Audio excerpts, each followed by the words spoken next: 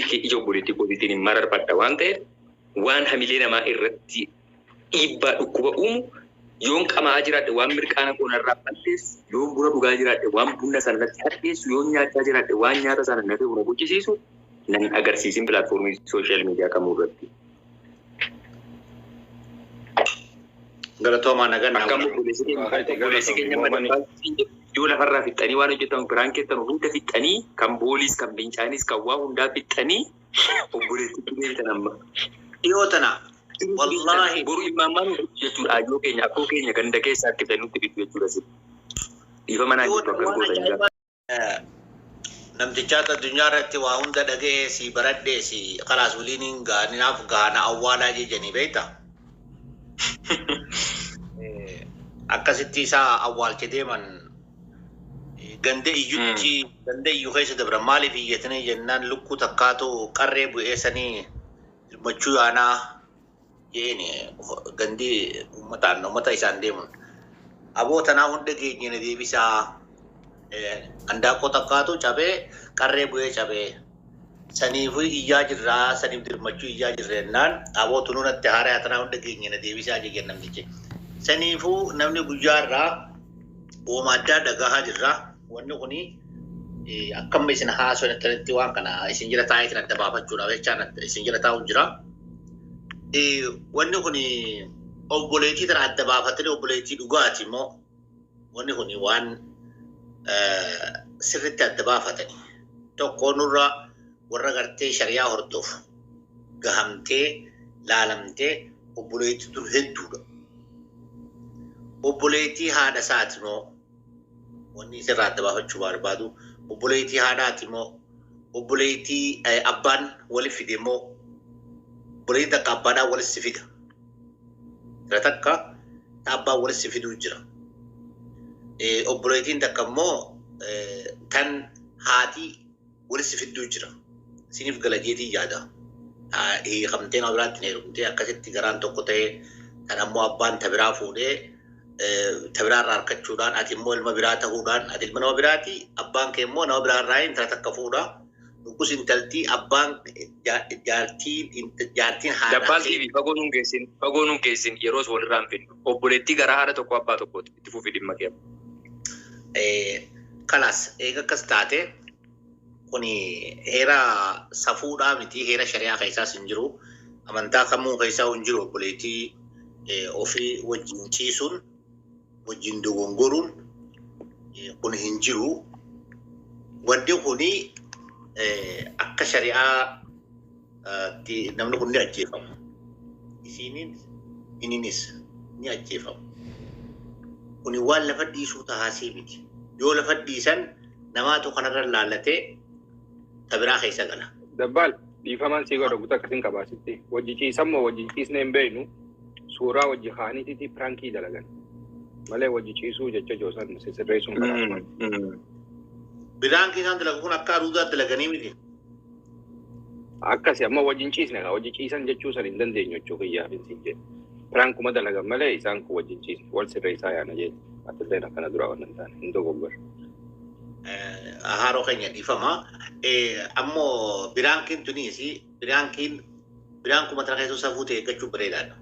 Biraankiin tokkoffaa duraati fooloo dabalataaf beekamtii dabalataaf biraankii safuutu ittu biraankii maqaa keetu ittu saba keetu ittu haadha abbaa kee mana ani jechuudha wallahi ani qulqulluu ta'eedhaati miti cubbuu kiyya rabbii qofatu beekaa rabbii faanatu beekaa dhiirrumtii hamilee akkamii qabaatee obboleettii akkanatti hammatee akkanatti harka dhungataa maal taa jedhu wajjin hin ciifnee deemu mormaniin kakadhu atuma inni gochuu baate akka waa wajjichiiseetti sammuu kuna fudhata dhiifama naa godhaati wallahi akkasitti na fudhata jechuudha awuzu billahi minash shaytaanir rajiim gosa kakuna aboon irraa gabaabsa dubbii cufnee keessaa baana.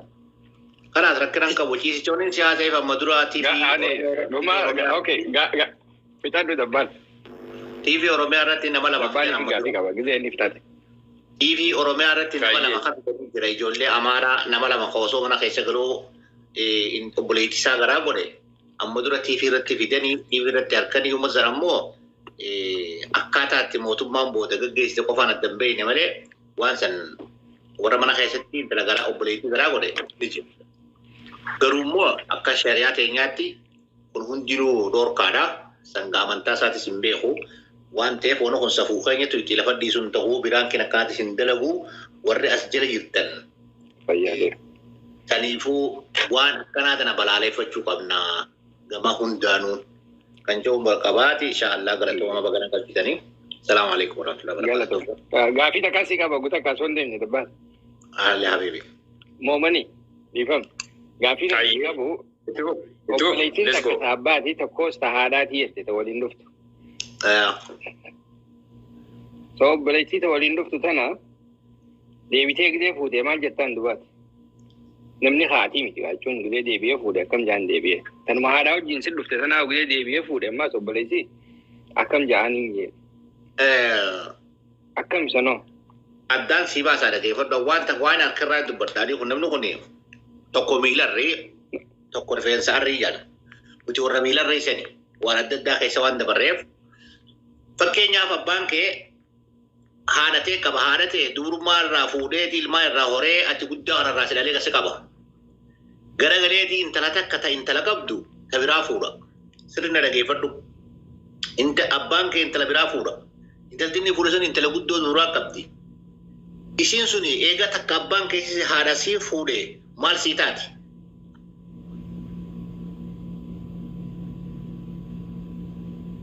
Obboleettii sii taati. Illaa wanni isin dhaltii sii boodaa hundi obboleeyyan kee dhiiga abbaa keetii waan ta'eef jecha isiin abbaa kee dura dhalatti nama biraadhaa dhalatte feetu amaarraa dhalattu feetu kureerraa dhalattu isiin sun obboleettii ta'e jamti. Maaliif? Obboleettii isiidhaa kan isiidhaa wajjin garaadhaa dhalate yoo akka tasaatii duute isiidhaa luun ta'u waan ta'eef obboleettii ta'e jamti. Waan akkasiitiin arginu duraan waan akkasii argeetiin Sumaaliin irra wal ajjeeste. Sigalema haro. But nagalee bara guduraatis nagalee jira wanni ati jette ammoo obboleettu maslaa haadhaa wajjin dhufte san akka nama nagalee Mahamadis dadhabee jira irraa gabaabsina. No. Haroki. Moomanii. Haroki. Fayyaadee.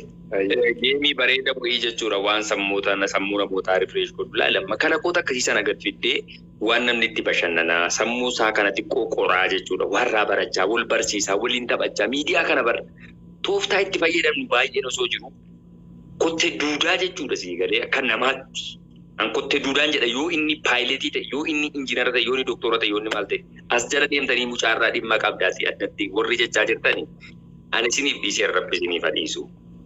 Maaliifi mucaan uumama isaatu har'an arge addunyaadhuma kanarra jiraachuu dhiisuu isaatu inni numaayyuu na beekuu dhiisuu danda'a inni gonkumayyuu nan beeku ta'an illee adda isaa arge si galee yakka waan bokkattuu akkanatti isa baree jira si galaa jira miti hin beeku nama hin beekne irraa maal qabaadheen isatti mufadha addatti yakka akkasii gocha akkasii na ilaallataadhaaf inni irraa wacaa jira yaa horii warra jala deemtee koomantii barreessaa jirtu. Horiidha isin mana godhate. Wallahi billahi beeladha adda isin baasu rabbiin nama godhee numus isin bakka beeladaa ta'uu barbaadu. Namoonni baay'ee tokkokkii isaaf asii gaafataa oolanii yuutuubii isaaf maqaa rakkataa jiru namoonni maqaa feesbuukii isaa nutti miidhagaa jiru. Uummata akkasii kana barmaashaa. Rakkoo keessa jiru kanaaf asii rakkoo si arrabsaa jiru tu itti isin arrabsan deeman namicha argatan itti madeemanii. Itti maqaa namicha adeemanii dhugaa rabbi. Namni wanti arguteeti Mahamad kar tokkotti ilma namaa kana akka ta'e dubbiin waan isinii galuu qaba. Biraankiinis namni isaan dura dalageeti biraankii lafarraa fixee warri adda addaa guutuu keessatti waan adda addaa waan silaa namni ittiin fayyadamu fixaniiti. Akkaataa TikTok isaanii namni ilaalu. Kan fakkeenyaaf TikTok isaa namni kun ilaala isuma ilaaluudhaa jecha namni TikTok itti guddifatan. Akkaataa TikTok fi YouTube itti guddifatan waan biraa keessa galaa jiran. Wanni kanaa tun nyaattus siif azaaba. Wallahi dhugaa rabbii kana. Wallahi laazim nyaattus siif azaaba. Maal inni irraa harkattus kan ilmaan hin guddiftu ilmaan kee haraamiin guddisaa jirta ibiddaan guddisaa jirta. Yoo manatti ijaarratte manna kee akka nama dallaa ibiddaa fi naanneesseeti. Kaniifuu waan akkanaa fatti yaadullee yoo jiraate waan akkanaa waan fokkottuu rabbii wal si dhoorka namaa wal si dhoorka haadha abbaa kee arrabsa irraa fagaadha. Warra jala jirtan. Akkasitti inshallah Galatooma. yeroo dabartee jirti.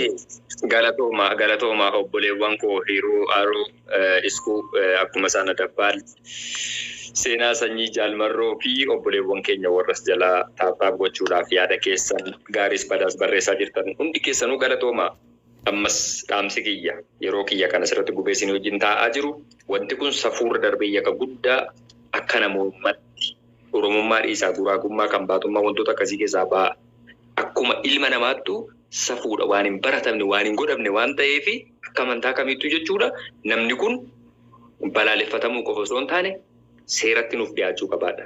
Seerri amantaas ta'e seerri seera ilma namaa ittiin bultu jechuudha. Kan amantaaf biyyi tokko ittiin bultu qaamota akkasii sana kallattiin ittiin adaban irratti akka raawwatamu ammas wanti rikamandu godhu an akka dhuunfaa kiyyaatti namoonni asirra jiran yaada kiyya kana fudhachuu dhiisuun mirga isaaniiti. Akka kootti kaayyoon kiyya guddaan jechuudha. Dabalatatti ammoo namoonni kaayyoo akkanaa qabdan wanti kun safuura darbee akka ta'e hubattanii hanga dandeessanuun wantoota hojjettan miidiyaa pilaatfoormii sooshaal miidiyaa kamirrattuu hanga dandeessaniif maallaqaaf jetanii kullaan dhaabbatina. Yoo rakkattan gad baatii waa afadhaa qabda. Yoon birii tokko qabaadhe shilingii irraan sii kenna wallaahi. Lubbuu koo kan naaf kenne rabbi kan irraa fudhatu rabbi. Sii galee ans birii tokko itti qoodee sii kenneedha jireenyi koo hin baddu yookaan lubbuun koo hin baddu. Sirraan hambifadhu. Sii galee yoo dhabdee waan nyaattu waan dhugdu qabde dhabdee gad ba'ii kadhu malee obboleettii koo gaffidee miidiyaa irratti salphisin. Obboleettii keechuun obboleettii kiyya. Tarii akka shari'aatti halaala naaf taatullee akka namummaatti ilmoo namaati waan taateedhaaf obboleettii kee ija obboleettii kootiitiin hin mararfadha waan ta'eef waan hamilee namaa irratti dhiibbaa dhukkuba uumu yoon qamaa jiraadhe waan mirqaana koo narraa balleessu yoon buna dhugaa jiraadhe waan bunna sanatti hadheessu yoon nyaachaa jiraadhe waan nyaata sana nafee buna guchisiisu nan agarsiisin pilaatfoormii sooshaal miidiyaa kamuu irratti. Galatooma nagan Akkam obboleessi keenya madaqaa yoo lafarraa fixxanii waan hojjetan biraan keessan hunda fixxanii kan booliis kan bincaanis kan waa hundaa fixxanii obboleetti deebitan amma. dhiyoo tana wallaahi Boru imaamaan jechuudha ajoo keenya akkoo keenya ganda keessaa akka nutti fixu jechuudha si. Dhiifa manaa dhiyoo jirtu tana akkas waan ajaa'ibaa gootan. ta'e argitee dhiifama dhiyoo tana wallaahi nama siree gubbaa rafaadha liivii waraabu jiran tiktookii liivii keessa jiran. Namoota liivii keessa sodataa jiru jaartiidhaa wajji rafaadhaa isaan hundinuu qomatanaa oliin qullaa jiran. Mee rabbii isuma sodaa. Subhanallah. Siree kurfatannoo keessa seenanii kurfatannoo keessa rafaadhaa inni ni dhawaa inni ni Astaghfirullah. bilbil kun harka kan qabaniitii fi harkaa waliin taphatan. Astaghfirullah. Yookaan Astaghfirullah. isirratti garagalee harmashii mul'ata. Inni dalatiin isaatuun guutuun dirree jira. Eeshaa kee Ya Rabbi. namni isaan walaaluudhaaf yoo xiqqaate gara dhibba sadii deeme. Subhanallah. Bararraajii keessa. No shame, wallahi. No shame, wallahi. Yeah, no shame. Wallahi. Namani, assalamu alaikum. Baka dabbal kiyya seenaa Waalaikum salaam wa rahmatullahi. Nagaiti. Okay. Naaf galatooma. Gaarii isinii qofa obboleewwan.